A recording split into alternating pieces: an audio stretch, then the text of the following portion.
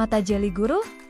Teknik observasi efektif di kelas. Bismillahirrohmanirrohim. Dan janganlah kamu mengikuti apa yang kamu tidak mempunyai pengetahuan tentangnya. Sesungguhnya, pendengaran, penglihatan dan hati, semuanya itu akan diminta pertanggungan jawabnya. Ayat ini mengingatkan kita akan pentingnya menggunakan indera kita, termasuk penglihatan, dengan penuh tanggung jawab dan berdasarkan pengetahuan, karena semua itu akan dimintai pertanggungjawaban. Assalamualaikum warahmatullahi wabarakatuh. Bapak dan Ibu guru yang senantiasa berupaya memahami peserta didiknya. Selamat datang di modul 4, Teknik Dasar Observasi dan Asesmen Non-Tes. Setelah di modul 3, kita mengasah keterampilan komunikasi. Kini saatnya kita mempertajam mata kita sebagai pendidik untuk dapat melihat dan memahami siswa secara lebih objektif dan sistematis melalui teknik observasi. Setiap hari, di dalam kelas maupun di luar kelas, Bapak dan Ibu secara alami melakukan pengamatan terhadap siswa-siswi kita.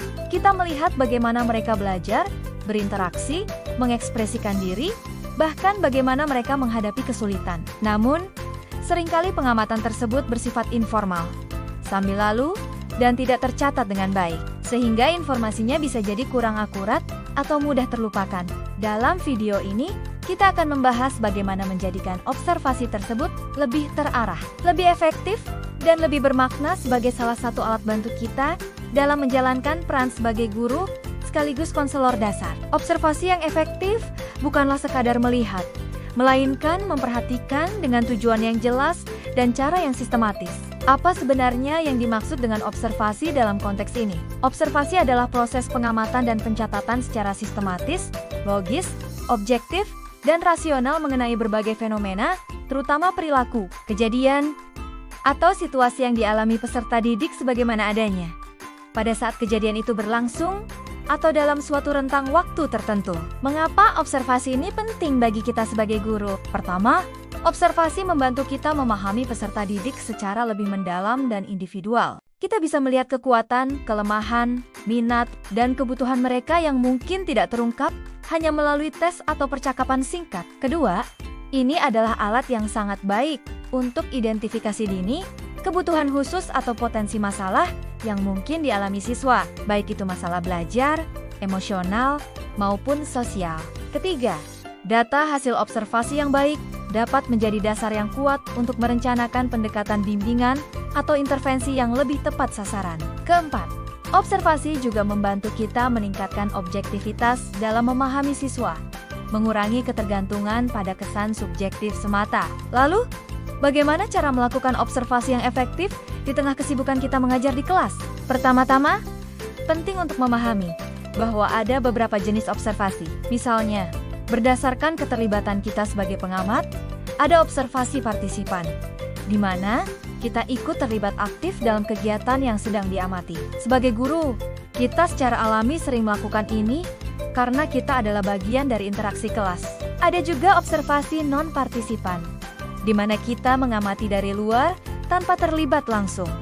Misalnya saat mengawasi siswa bermain di jam istirahat. Berdasarkan strukturnya, ada observasi tidak terstruktur yang kita lakukan secara spontan untuk menangkap momen penting tanpa pedoman rinci. Namun, untuk mendapatkan data yang lebih sistematis, kita juga bisa melakukan observasi terstruktur, yaitu dengan perencanaan yang matang. Menggunakan pedoman atau instrumen sederhana, seperti checklist untuk fokus pada perilaku tertentu. Untuk kita sebagai guru, observasi yang paling umum dan relevan adalah observasi naturalistik, yaitu pengamatan yang dilakukan dalam lingkungan alami siswa, seperti di kelas atau di halaman sekolah, tanpa adanya rekayasa situasi. Lalu, apa saja langkah-langkah untuk melakukan observasi yang efektif? Tentukan tujuan observasi dengan jelas.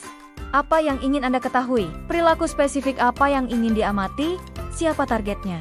Mengapa ini penting? Misalnya, saya ingin mengamati tingkat partisipasi siswa A dalam diskusi kelompok. Pilih jenis observasi dan teknik pencatatan yang sesuai. Apakah akan lebih banyak partisipan atau non-partisipan? Apakah perlu instrumen terstruktur atau cukup catatan naratif? Siapkan instrumen sederhana. Misalnya, membuat checklist perilaku yang ingin diamati atau beberapa poin panduan apa saja yang akan dicatat. Lakukan observasi pada waktu dan tempat yang tepat.